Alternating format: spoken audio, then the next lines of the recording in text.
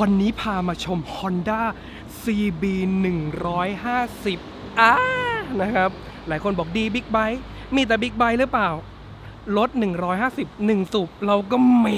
วันนี้พามาชมกันนี้นะครับอย่าบอกว่า 5,000 โลเท่านั้นสวยๆใสๆรถเดิม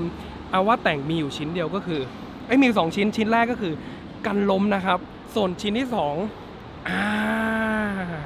ไม่รู้เรียกของแต่งหรือเปล่าแต่หาซื้อไม่ได้นะครับต้องซื้อรถเราถึงจะแถมพวงกุญแจนี่นะครับพวงกุญแจ30แรงแมวดีบิ๊กไบค์มาสตาร์ทให้ฟังเลยแล้วกันมีอย่างหนึ่งนะครับฟิล์มกันรอย ที่หน้าใหม่แต่จริงผมว่าไอ้ฟิล์มกันรอยนี่เป็นฟิล์มที่ทำให้เกิดรอยมากกว่านี่ถ้าถามผมเอาออกนะแต่โอเคไม่เป็นไรสำหรับสายโปรเทคก็ติดไว้ก็ดีแต่ถ้ามองดีๆมันจะเห็นเป็นรอยขนแมวนิดนึงนะครับแต่ก็ลอกออกไปมันก็อาจจะสวยกว่าแล้วแต่ชอบนะบอกไว้ก่อนตำหนิก็มีประมาณตรงนั้นนะครับรถใสๆเลยดูยางซะก่อนดูยางซะก่อนนะครับยังมีขอบมีนี่ด้วยกาดมะน้ำลิ้นไก่สันกาดหม้อน้ำด้วยนะครับมาดูราคาก่อนเลยดีกว่าราคาหน้าร้านยังไม่มีส่วนลดพิเศษนะครับ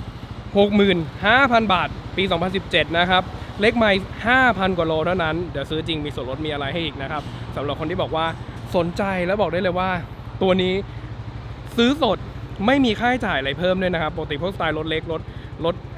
150คนมักจะชอบถามพี่ถ้าผมซื้อสดเนี่ยต้องเพิ่มอะไรไหมผมก็เลยงงว่าปกติบิ๊กไบค์เนี่ยถ้าซื้อสดเขาจะขอส่วนลดนะครับแต่ซื้อสดไม่มีเพิ่มเอาว่าราคานี้แล้วกันมาดูนะครับเดี๋ยวอาจจะลดให้อีกนะ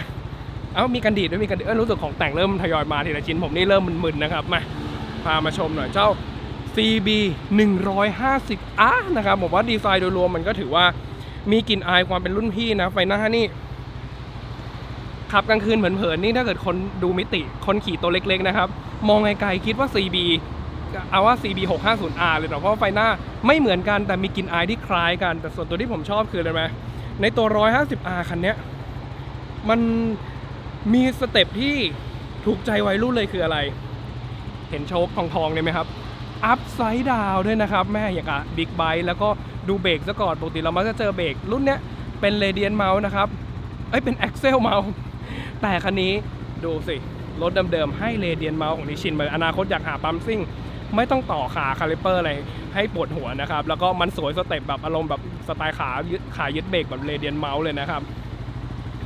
นี่1สูบมันก็จะประมาณนี้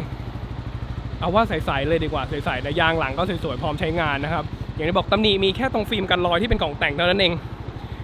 เอาว่าผมว่ามาดูคันจริงถ้าผมไม่ทักอาจจะมองไม่ออกนะครับ เพราะด้วยความจริงๆพวกฟิล์มพวกนี้ถ้าเกิดส่วนใหญ่มัน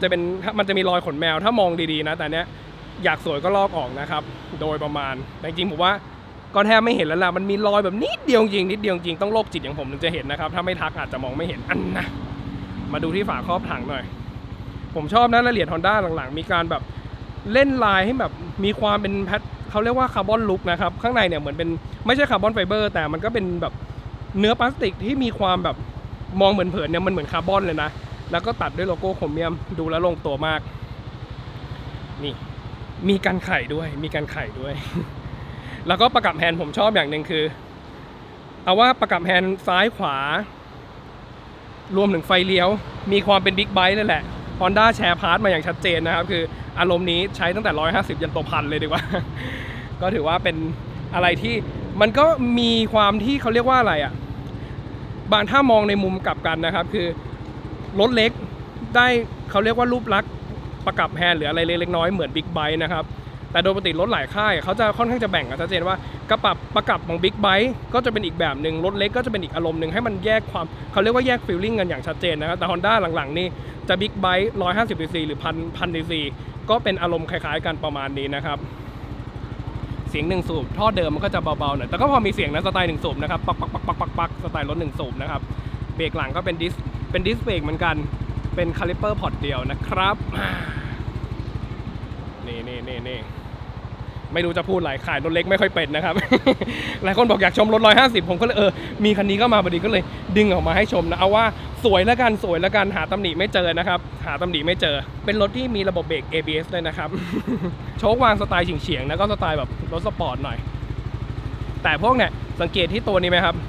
พวกพักเท้าเลยมีความแบบเป็นสปอร์ตรถสปอร์ตมากเลยนะ ก็ถือว่าเท่ดีเฟี้ยวดีมาดูที่ฝั่งนี้หน่อยฝั่งนี้ก็สไตล์ผมว่าก็รถสไตล์รถสูบเดียวปกติทั่วไปนะครับแต่โอเคเครื่องยนต์เขาไม่ได้วางเหมือนพวกเวฟนะครับที่แบบสูบลูกสูบเขาจะนอนมาด้านหน้าเลยแต่อันนี้ยังเป็นสูบรถสูบตั้งขึ้นมาอารมณ์คล้ายๆกับบิ๊กไบค์แหละเพียงแต่เครื่องยนต์สเกลรถมันก็จะเล็กลงมานะครับสไตล์เดียวกับรถเล็กนะครับคล้ายๆกับรถใหญ่แต่มันก็คือรถเล็กแหละว่าจริงแล้วก็ขับเคลื่อนล้อหลังโดยโซ่นะครับมาเบิ้ลให้ฟังหน่อยดีกว่าเสียงนุ่มๆพ่อเดิมๆคิดว่าไม่น่าจะได้ยินกันมาดูเลขที่หน้าปัดเลนไมล์หน่อยก็บอกครบนะเอาว่าอารมณ์เดียวกับคล้ายๆกับรถใหญ่อย่างพวกคาร์300 500 cc เลยในยุคก่อนหน้านี้นะครับเนี่ยความเร็วดิจิตอลเลขไมล์โททัลไฟบอกตำแหน่งเกียร์แม่ชอบโฟกัสนิ้วไฟบอกตำแหน่งเกียร์ประมาณนี้อย่าให้เห็นนิ้วนะแล้วก็เกณฑ์น้ำมันอยู่ประมาณนี้ครับต้องแยกเดี๋ยวไม่งั้นเดี๋ยวจะเห็นแล้วมุมซ้ายบนก็จะเป็นนาฬิกานะครับก็โดยประมาณผมว่าก็ถือว่าบอกค่อนข้างครบแล้วนะแต่ผมชอบอย่างหนึ่งคืออะไรรู้ไหมเอาบิดกุญแจให้ดูก่อนพวงกุญแจสวย ไม่ใช่ล้อเล่นดูที่ตัวกุญแจนะครับสังเกตว่าสวัสดีครับสังเกตที่กุญแจนะครับเห็นไหมผมชอบความที่แม้กระทั่งรถ150 Honda ก็ใส่ที่เป็นกุญแจอารมณ์นี้นะอารมณ์นี้ก็เห็นอยู่ในพวกตระกูล CB เห็นพวกอะไรที่เขาใช้กุญแจประมาณนี้ข้อดีคือกุญแจแบบนี้มันไม่หักง่ายมันไม่งอง่ายนะมันมีความแข็งแรงที่ค่อนข้างเยอะนะครับแล้วก็มันดูแพงอะว่าจริงผมเห็นรถหลายค่ายนี่บิ๊กไบค์กุญแจอย่างสวยเลยแต่พอเป็นรถเล็กนี่กุญแจแบบบิดที2-3 ทีขันฝาไม่ดีฝาติดหน่อยบิดแทบงอแทบหักนะครับหรือบิ๊กไบค์บางรุ่นนี่ที่ไม่ใช่กุญแจชิปก็จะเป็นกุญแจแบบงงๆนะแต่ Honda ผมว่าชอบในจุดนี้นะครับที่เป็นกุญแจอารมณ์นี้โอเควันนี้เรื่องราวโดยประมาณแล้วกันไม่รู้จะโม้อะไรกับ150นะแต่ก็พามาดูรถผิวเผินเผื่อใครหาอยู่นะครับสนใจสามารถติดต่อเซลล์ฝ่ายขายได้เลยร้านดีเจริญยนต์หรือสามารถดูราคารถอื่นๆได้ที่หน้าเว็บไซต์นะ www.dbigbike.com หากจำเว็บไซต์ไม่ได้เข้า Google ค้นหาว่า Big Bike คุณจะเจอเว็บไซต์ร้านที่เจริญยนต์อยู่ที่หน้าแหล่ง Google นะครับวันนี้เรื่องราวโดยประมาณแล้วเจอกันใหม่คลิปหน้าครับสวัสดีครับ